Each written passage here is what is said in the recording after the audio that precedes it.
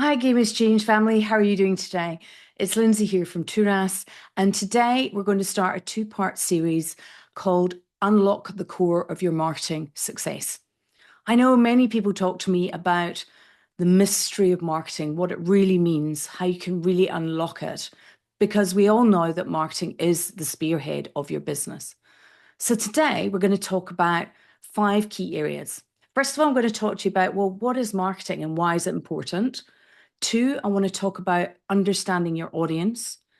3, what techniques you can use using market research to understand your audience. 4, how to develop a marketing strategy. And 5, just some branding basics. So let's dive in. Okay, let's talk about what is marketing and why is it important. There are so many complicated definitions of marketing out there, but in its simplest terms, it is the process of identifying and meeting your customer needs profitably. Why is it important? It helps you drive business growth, and you can do that through engaging your customers, making them loyal to your brand, and encouraging them to purchase and repeat purchase, and thus creating sales. Ultimately, marketing is the pinnacle of your business because it connects your business to your customers and keeps you competitive. This is a saying that I say a lot when I talk about marketing, because lots of people who talk to me about, well, I'm not getting website followers, I'm not getting sales. The critical point you need to understand is you need to be relevant before you create a reputation, before you create revenue. If you're not something that people need and they don't see you that you're relevant, it is a barrier to enabling you to create that reputation and therefore getting them to buy something for you and create revenue. People need to know you first, like you, then trust you. That is the purchasing process that they will go through before they may commit to anything. Let's talk about understanding your audience. Understanding your audience is critical. You need to understand how they think, what they care about in order to be able to connect with them, in order for them to know you and like you and trust you. So how do you do that? Well, there's 3 things that I would suggest. Firstly, really be ruthless in defining your audience. You can define it from 3 perspectives. The first one is their basic demographics. So, well, how old are they? Are they male or female? How much do they earn? Do they have a qualification? What do they do for a living? Then you could look at them in terms of their psychographics. And that's just a fancy term for saying, well, what are they interested in? What's their lifestyle like? What do they value? And importantly, what are their attitudes about certain topics? And then the third thing is their geography. So are they very local to you? Do they live in the same country? Are they global and live overseas? What sort of climate do they live in? Are they more urban or are they more rural? So that helps you kind of define them really, really clearly. And that's really important because if you've got a very defined audience, then you can make sure your messaging hits them absolutely on the nose. Then you look at analyzing their behavior. What does that mean? Well, you look at their online behavior. Do you know what websites they visit? What sort of social media platforms they use? So where do they live in social media? Is it in YouTube? Do they search on Facebook, Insta, X?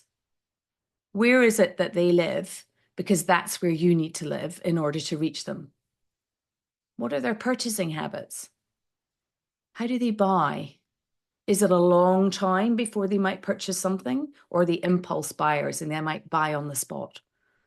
That's really important in terms of understanding how much you need to sort of nurture them and help them get to know you in order to make that purchase decision happen more quickly.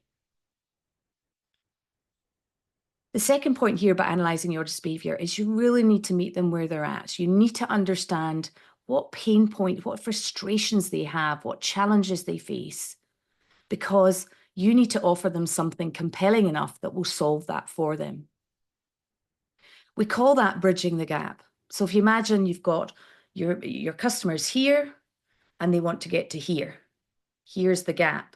Your product, solution, or your promise needs to bridge that gap for them. And if you can do it quickly and give them more confidence to do it, then you're on a winner. So now that you've defined your audience and analysed their behaviour, look at creating personas. What are personas?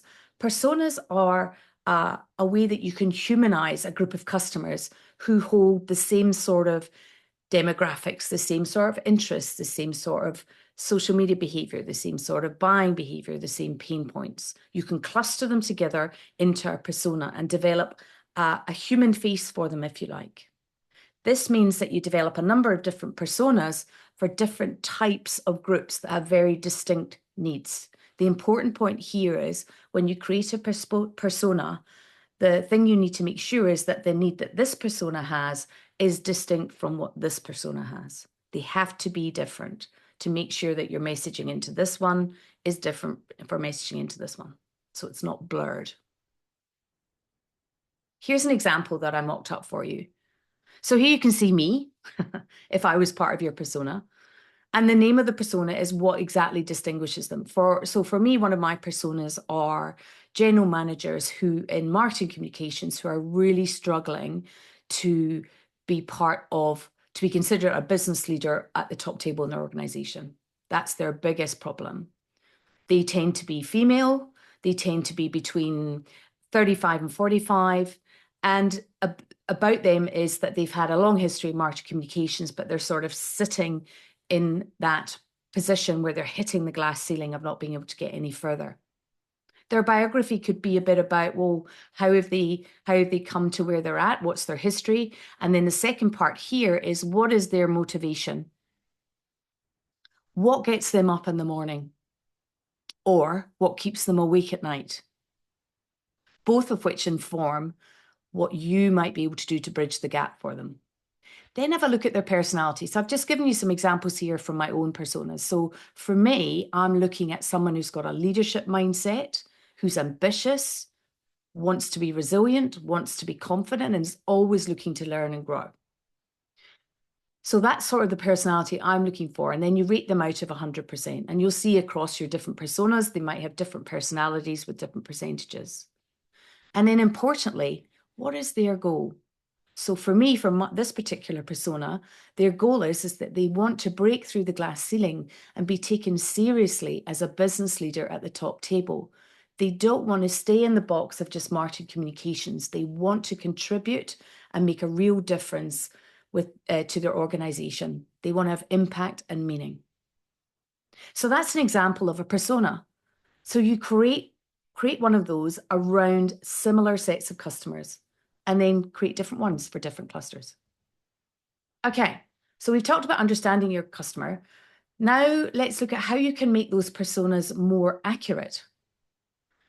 And you can do that through market research.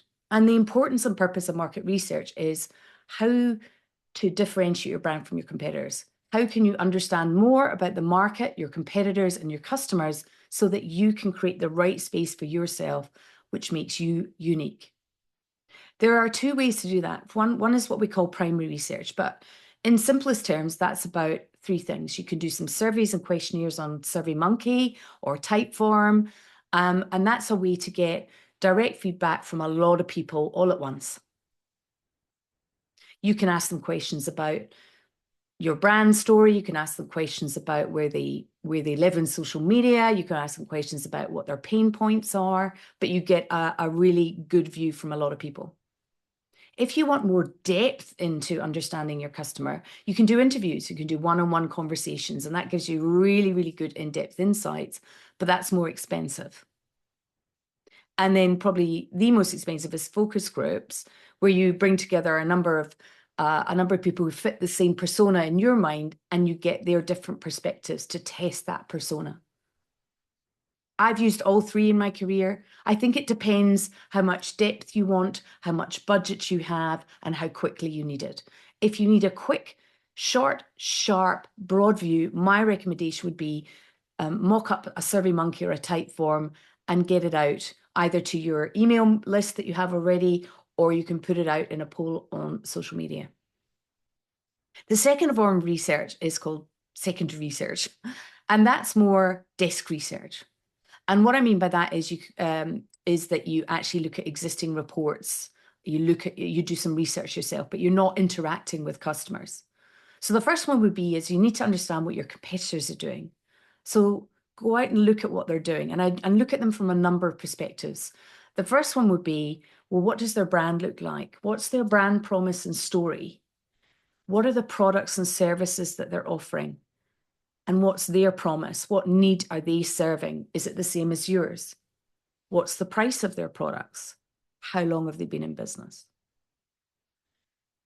The way that helps you is it helps you look at the market and you can see if there's a space in the market where there's a need that you think isn't being solved that you could solve. So for me, from Turas' perspective, I looked at all my competitors. There's a lot of really amazing leadership and career and life coaches out there.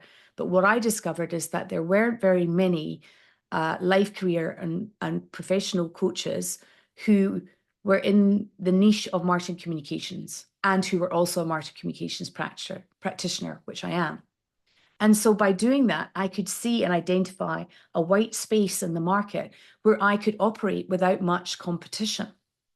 And if you can find that space and market yourself correctly, then that gives you a competitive advantage already. Also look at your industry. So analyze market trends and statistics. So for me, I looked at the global trend in coaching.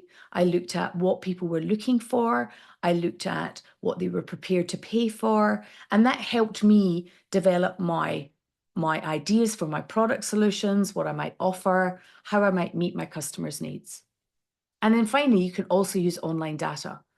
Use tools like Google Analytics, use tools in your social media that help you work out where people are at. For example, you can look at Facebook groups. You can type in a search in Facebook groups for your particular customer and see if there are identified Facebook groups where they exist.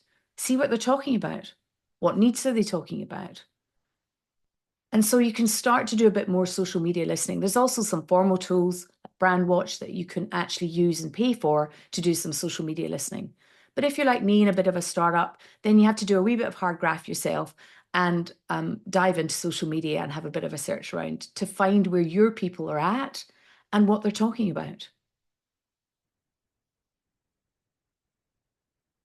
Okay, let's now talk about developing your marketing strategy. So you understand why marketing is important. You've understood your audience, you've developed personas, you've done some research to sharpen up your understanding of your competition and your customers and where you might operate in the market and what products you might offer. The next thing is, well, how do you market that to your customers? So when I talk to many of my clients and I say marketing strategy, it sort of gives them the heebie-jeebies. They think it's something really big and complicated and they don't have the expertise to do it. So here I'm going to break it down for you into 4 really simple areas where you want to consider what you need for your marketing strategy. The first one is very obvious, which is set clear goals. And you've probably heard the technique creating SMART goals. What that means is you just need to make sure your goals are very specific, very measurable, they are achievable for you, they're relevant to your business, and they are time bound. So for example, you might say, I want to increase my website traffic by 20% in the next 6 months. I want to generate 50 new leads per month for the next quarter. And so you can see it's very specific. It's got a target against it. It's a target that you think is achievable. It's in an area that's relevant. So whether it's in your website or in sales, and you've given it a time frame. That's really, really important because the next step is, well, who are you going to target to achieve those goals? So look at your personas, look at where you think you're going to be able to achieve this target, and then work out which persona is going to be the best one for this. Look at their needs again and look at your products and services and your messaging and work out how those can come together. Then you need to work out, well, how am I going to reach them? How are they going to know about this? So then you choose your channels. Now, classically, you either have digital or traditional channels. My advice would be digital would be the way to go. Most people live in digital nowadays. So you're either looking at social media. So look at the age of your persona you've chosen and where they hang out. Do they hang out in Facebook? Do they hang out on Insta? They're more likely to hang out on YouTube. So choose the channel where you know that they live in social media and start going there. Or if you already have an email list where people have said to you, yes, I'm happy to receive information, do an email marketing campaign to them. That will give you a higher conversion rate. Having a list of emails where people have given you permission to connect with them and tell your story is a powerful business asset. It has a much higher conversion rate to sale than just going out into social media where people are more cold and maybe don't know you so well. You can also do search engine optimization. What that means in very plain terms is you do a bit of a search in your social media around some of the keywords that people are using, and you make sure that those are in your campaign, because that's the way Google and other platforms and algorithms, they look for the keywords that your target audience are using, and then you match your content to it. It also means that if I'm going to Google and I'm searching something, that you might appear higher up the list. And then the last piece is obviously content marketing, which supports all of these. And I'll talk to you next week about the 4 C's of content. There are 4 pillars of content that you need to look at. And I will speak in more detail about those next week. But your content needs to be rich. It needs to be dynamic. It needs to be in the tone and in the authenticity of your story, so that your customers can see a theme, so that when they see the first piece of content, the second piece of content builds on that or is in a similar area. Don't just create different fragmented pieces of content, because then you're not building on the story. As we know, people take at least 7 times before they might hear your message. So don't think that just by sending the message out once, you're going to bore them. Actually, you do need to reaffirm through your content what you are saying. There's also traditional channels, and that's print advertising. So in newspapers and magazines, you could go on TV if you're bigger than I am, or you can do direct mail where you put flyers in letterboxes or in particular places. This is a bit more, it can be more targeted, it can be more expensive than digital. And so if you have a bigger budget, absolutely, I would suggest that you use it. But I would say that most consumers now do a lot of their purchasing research in digital first. So my advice, if you are starting out, would be to go with digital. Then you need to think about your budget. So how much budget can you afford to invest in this marketing strategy? How much do you need to generate in sales or in traffic to make sure that it's worth it? And then what you do is you allocate that spend in each channel. So say, for example, your client lives predominantly in Facebook rather than YouTube, then you might put more of your budget into Facebook and less in YouTube, or you might not use YouTube at all. But you make sure that you allocate most of your budget where you think they live and you think they'll hear you. And then what you should do over time with any marketing strategy, it lives and breathes and changes as you go. So monitor what's happening with your content, monitor how your posts are doing, monitoring how it impacts your website traffic and where they've come from, and then adjust. And so you iterate. It's not something you just put out there and you step back and wait for it all to happen. In our ever-evolving landscape, you have to keep your eye and your finger on the pulse, your eye on the ball and your finger on the pulse. Okay, here's our last topic. So this one's about branding basics. Why create a brand? I mean, creating a brand is simply about creating a memorable and trustworthy image in the minds of your customers, so that when they see it, they'll associate something with you. They'll associate some emotions with you, hopefully, and they'll associate some value with you, and you become much more recognizable in the sea of noise that we know happens in social media and other print and advertising. So here's 4 points around that. The first one is consistency, consistency, consistency. You need to look and feel consistent wherever you appear. And that's in terms of your logo, what colors you use, what fonts you use, what imagery you use. And they have to be all the same. So whenever anyone comes across you, you appear the same way. And the importance of that is that repeated affirmation of who you are and your ability to be recognized next time. You know, when you go into the supermarket and you're shopping for a particular product, you can see it almost right away. And you can see it on the shelf right away. And that's because you can recognize the brand, you know the shape of the jar, and normally where it's going to be in the shop. It's the same in digital. If somebody knows where you're going to be, They know that you're there consistently. They know what you look like. It's the same idea. Secondly, your voice needs to be authentic, and it needs to be your version of authenticity. And that can be so different for so many people. And the way that appears is your tone. So decide what your tone is. Is it professional? Is it friendly? Is it humorous? Is it bold? Is it irreverent? And you need to look at that in terms of that is your voice and it will remain consistent across everything you do. The second thing is, what are your values as a brand? And what are you here to do? So whenever you speak your story, it has to be in the same tone and aligned to those. Storytelling. Of course, it has to be engaging. So create stories based on your understanding of your personas that we talked about earlier on, because you know that that's going to resonate with your audience. Remember, we talked about relevance before reputation. Stories that are relevant to your audience will build your reputation with them. You can talk about your history. They might be you 10 years ago. A lot of my audience is me 10 to 15 years ago. So my history is relevant to them because I've been there. And so in my stories, I use a lot of my history to create that awareness of who I am, that hopefully they like me and to trust me. And it also tells them a lot more about who I am as a person. You can use customer testimonials and case studies, and those are really important in terms of demonstrating that what you say you do, you actually do for people, and that you are effective. And again, that creates reputation. So you create stories that are relevant, you're creating a reputation that will lead to revenue. What's your promise? This is about exactly what your brand stands for and the value it offers. It should be very concise, 1 to 2 sentence maximum, and it should be the theme of that should be carried across all of what you do. Every time the customer comes across to you, they should hear that promise in some way, shape, or form.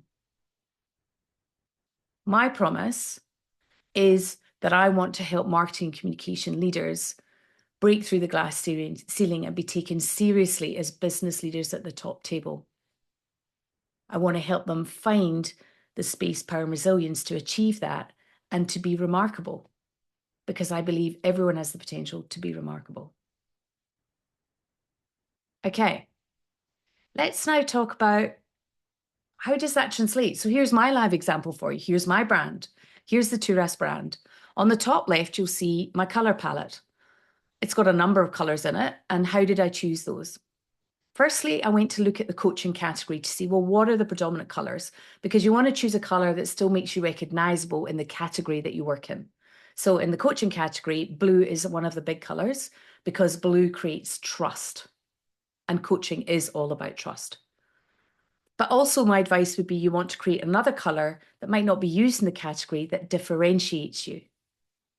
So for me, I chose some of the core blues to create trust, but I also chose black because black means power, and red because red means resilience. And if you remember, I talked to you about the 3 pillars of my business are mindset, which is about trust in the blue, power, which is about technical ability, which is black, and resilience, which is red.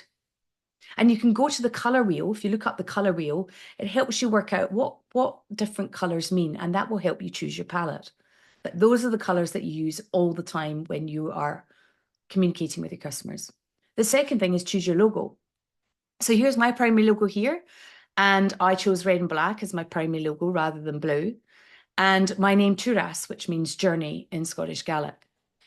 I also used a little icon, which for me was the stairs, and that was about the idea of helping everyone to rise to being remarkable. Because for me, I want to make everyone feel they have the potential to be remarkable and help them work out how to get there.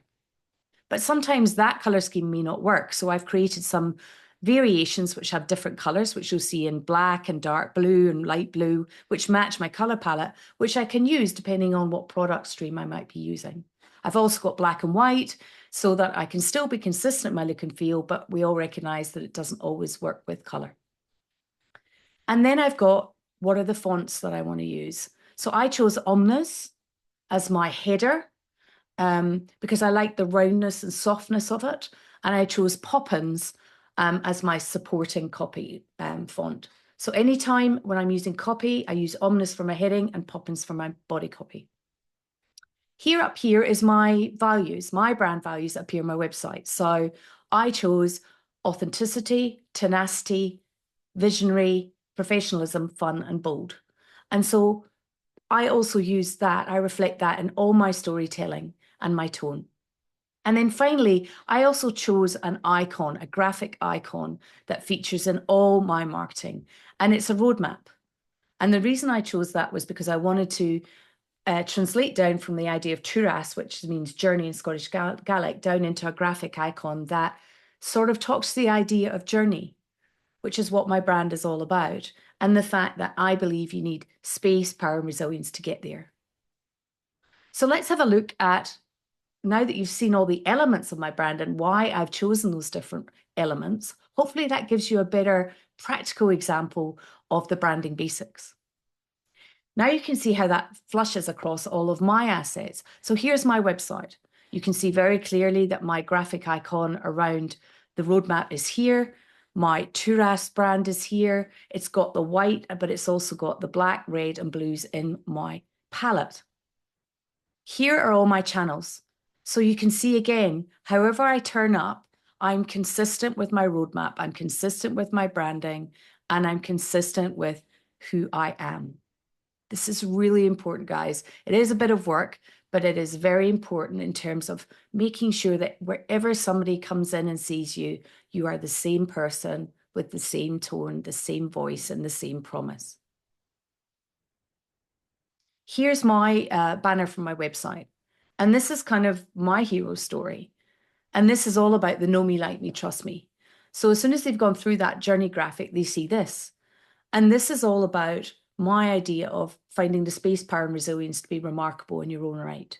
And it talks about my idea of journey and the fact that everyone has the potential to be remarkable, but sometimes things get in the way, and that I want to help people achieve their remarkable. I want to make remarkable within reach. And then in the second paragraph, I talk very specifically about my very specific promise, which is to marketing communication leaders, which is enabling them to shadow those industry norms and reach greater heights and get to the top. So hopefully that helps you see how it all sort of weaves across and how it's congruent wherever somebody sees me. Okay, thank you so much for joining me today. I really hope that today you got a better sense of understanding your audience, market research techniques, developing a marketing strategy, and getting some branding basics. Those are the foundational pieces that you really need to set your business up to be consistent and to be effective, to building that relevance, to then building that reputation, to then building that revenue.